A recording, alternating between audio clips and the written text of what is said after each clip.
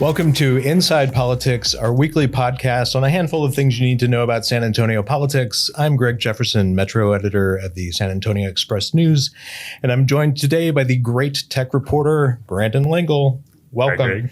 Hi, you have been incredibly busy lately, but let's start with a thought experiment, shall we?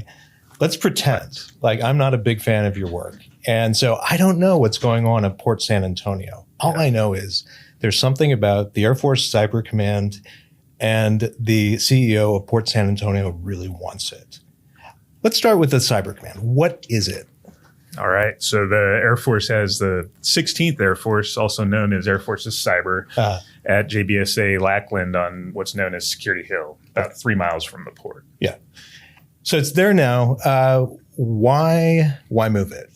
So it seems like if it's been there for a while, right? Been there for a while, and the mission has changed over the years. Technology has changed, and the facilities have not kept up with that. So it's a really old facility, broken HVAC, cracked floors. So it's really uncomfortable to work there during the summer. So you're sweating. I would think so. Yeah. And there's thousands of folks that work there. Yeah. So Jim Pershbach, for some reason I think of him as the new CEO of Port San Antonio, but he's been there for over a decade now. Oh, wow. And he's come up with I think a pretty innovative plan to move the Cyber Command to the port. What's behind that? Why is he pursuing this? Yeah. I mean, I understand that the facilities may not be up to snuff at Security Hill, but for Port San Antonio, why go for it? Well, I think he's seen a big opportunity, and I think getting the 16th Air Force to the port is just part of a larger vision of building out the port. So I think military construction takes a long time. And it's super expensive, and it's hard to get the money appropriated from Congress. So I think Jim is looking at a sort of a different way to help the Air Force get this facility. Now, what would it entail? Like if Port San Antonio is serious about this, they're planning, and they are. They're planning on a lot of new infrastructure and a lot of new construction. What would it mean for the port to build it out in such a way that they could accommodate Cyber Command? Yeah, I mean, it's a more than $1 billion project, and I mean, it's I think it's a matter of getting the Air Force on board, getting the Air Force fully committed. Yeah. Is the Air Force, I mean, it's, you think of the military and it's not exactly cutting edge thinking in the way they handle technology or real estate. Have they done something like this in the past where you have a really high priority mission that's outside their gates, that's, on another entity's land? Yeah, I don't know. But that's been one of the concerns with moving AF Cyber to the port. Is that it's not a federal land, but they're talking about looking at it now since it's state-owned land. Yeah. Now, so the port put in a proposal how long ago? I mean, basically to bring the Cyber Command to the port. More than a year ago. Okay. And what was the Air Force's response? Basically, hey, this is interesting, and let's keep talking. And over the months, it developed. Is there any reason to think they're being any more than polite? Or is the Air Force just not polite? No, I think that they're really considering it. Right. Okay. Yeah. Now, for that to happen, I mean, one of the things you'd need would be what's known as a SCIF. So why don't you tell us? I know. Yeah. All military acronyms, I love it. So what is it? Yeah. So a secure compartmentalized information facility, just a super secure facility where the military can handle its most classified information. And there's different levels of these things, and they have a bunch of requirements, physical security, communication security, all kinds of safeguards. Okay. Yeah. And these things are quite expensive. I'm thinking, like $50 million, because the state legislature passed a budget that included $50 million to build a SCIF at Port San Antonio as part of the Cyber Command effort. Right. What happened to that? Yeah, so I think it was, so the port's been trying to get state money for these projects for a while. Right. Some local legislators, they didn't succeed a couple years ago, but this year they were able to get a $50 million line item for a new skiff at the port in the supplemental spending bill, and it got crossed out. Right. So what was it that Governor Greg Abbott didn't like about this particular expenditure? So the governor's language in his veto was that it would replicate other efforts that the state's doing. And he mentioned the Texas Cyber Command that is also coming to San Antonio and is supposed to partner with UTSA. Right. And by the way, so you had a really interesting story on that, on the Texas Cyber Command, which the governor announced in his State of the State address back in January, so really early in the legislative session. I think a lot of public officials in San Antonio were kind of caught unaware. It was a surprise that the state had been talking with UTSA about bringing the Cyber Command here, or that there would be a Texas Cyber Command.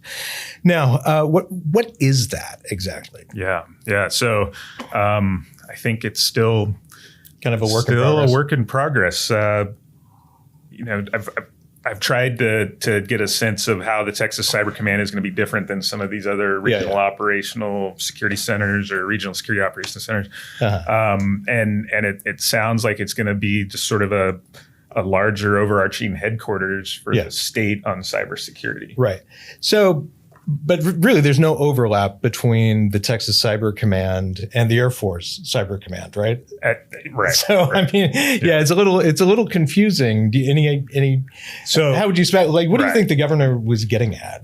Hard to say. I don't know. So the other part of that money was $44 million for a similar facility at Texas Tech. Yeah.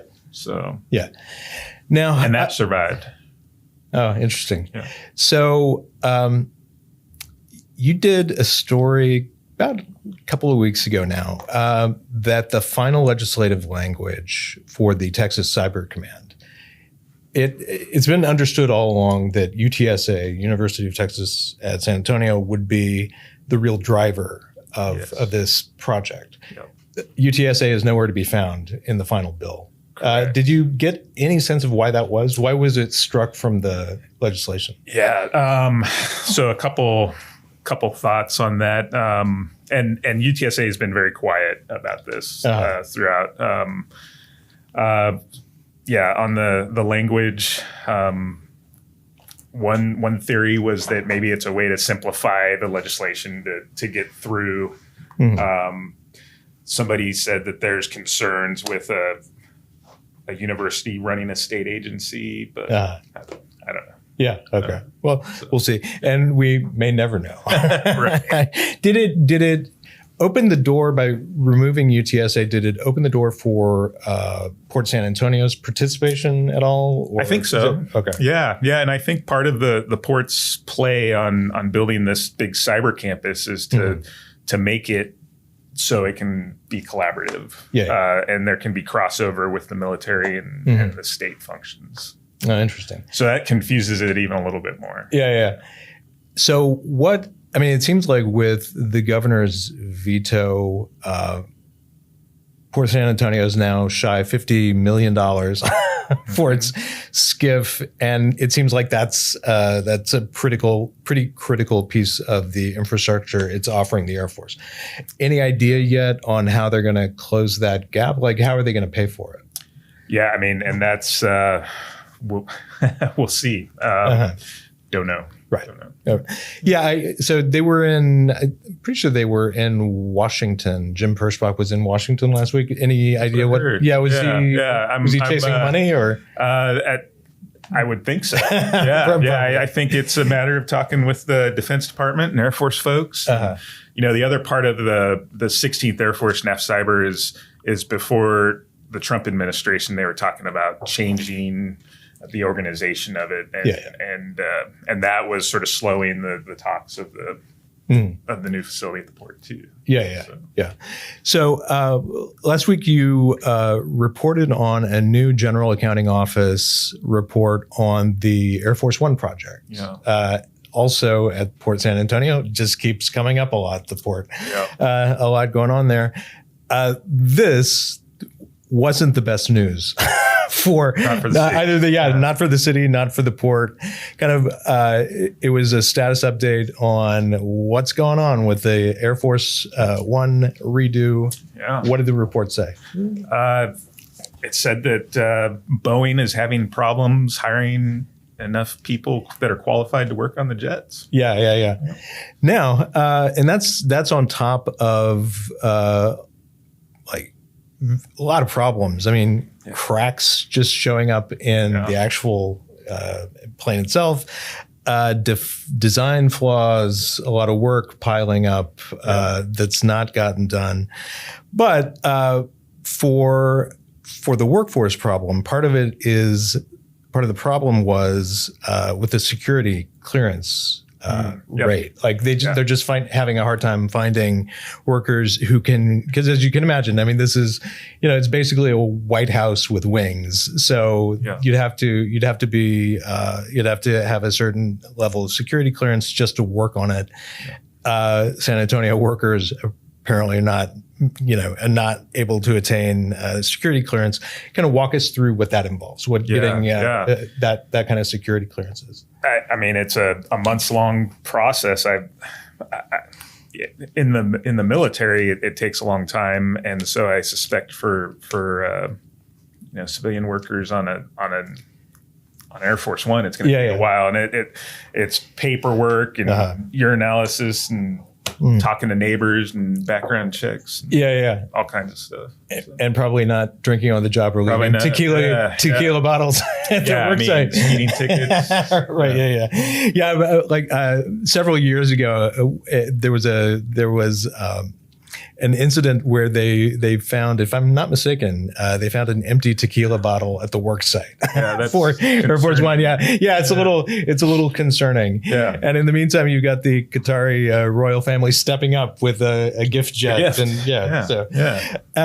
But obviously this has been a high priority for President Donald Trump. He's been really leaning on Boeing to get a move on, to get this work finished, and was so animated about it, apart from accepting this gift jet at about the same time that was transpiring a couple of months ago with the Qatari royal family making the gift and him accepting it. He sent Elon Musk to San Antonio to kind of check things out. What do we know about that visit? Yeah, it was a visit. Late last year. Musk's jet came to the port and Boeing CEO's jet came to the port and they had a meeting, and we don't really know what they said other than, President Trump wants the plane faster, and they're looking at all kinds of different potential modifications to the Boeing project too. Right. Now, so Elon Musk, he has been kind of weirdly quiet over the last few weeks. His publicly traded Tesla obviously suffered pretty dramatically from his involvement with the Department of Governmental Efficiency. Doge took a huge backlash against Elon Musk over his participation in the Trump administration. So you can kind of understand why he's so quiet. But if you go down to South Texas, you got not quite a bunker mentality, but they have their own little city down there. Yeah. So he's got a place he can retreat to, and people kind of leave him on his own.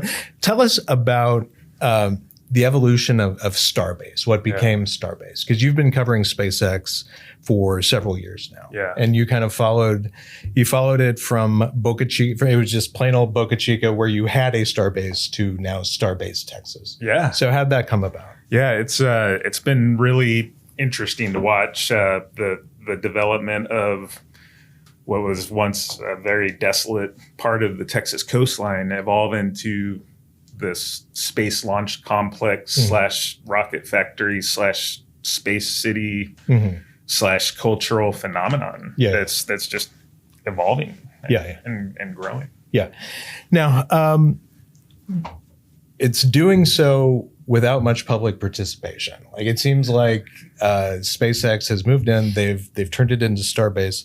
And what has that meant for residents in the area? Because they seem to be clamping down on access. Yeah, so it's an interesting area. I mean, it was a little village from the 60s of, I don't know, 50 or so little homes. And that's what's known as the Boca Chica Village. And that's right next to the production facility of the rockets. And so, and then further out, there's people that live within within the boundaries of Starbase. And those are the folks that are trying to figure out, what all these zoning changes mean for the city.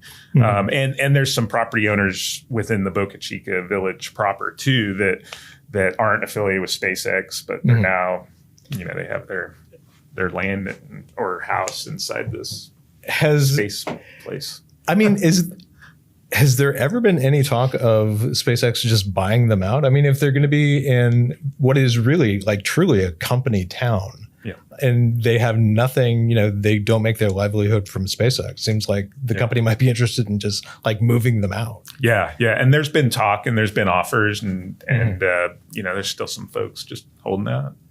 Just see what happens.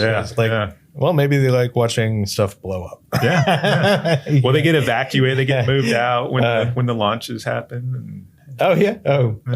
Interesting. So, like, any idea like how when there's a launch, how long are they having to stay out of their homes? Yeah. So, a couple of folks that I've talked to that live on Meme Street, which is sort of they changed the name from Weem Street to Meme Street, a Musk thing.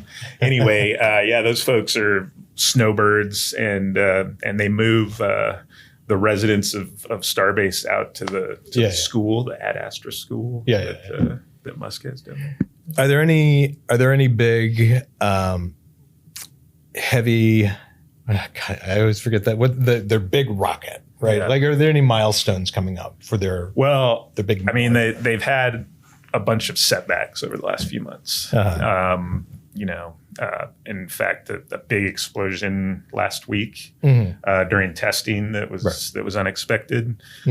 So they're looking to launch again soon, but I don't know when. Okay. All right. I think what they want to do is be able to start putting their Starlink satellites on the starships. They can start making money with the thing. And Starlink, those are now being built in Bastrop? Bastrop. Okay. At least some of them, the receivers and So I mean, it is truly a Texas business now. Like, So there's not much. Well, do they have it? They do have operations left in California, right? Yeah, and in Washington. Okay. But they're calling Starbase the headquarters of SpaceX now. And they do like engine testing. They're still doing that just outside of Waco? Yep. All right. Cool. All right. Well, thank you very much, Brandon Lingle. We really appreciate it. And thank you for joining us. Come back next week. And if any of you have not signed up for the ENside Politics newsletter, drop down to show notes, click on it, and sign up. Thank you very much. See you next week.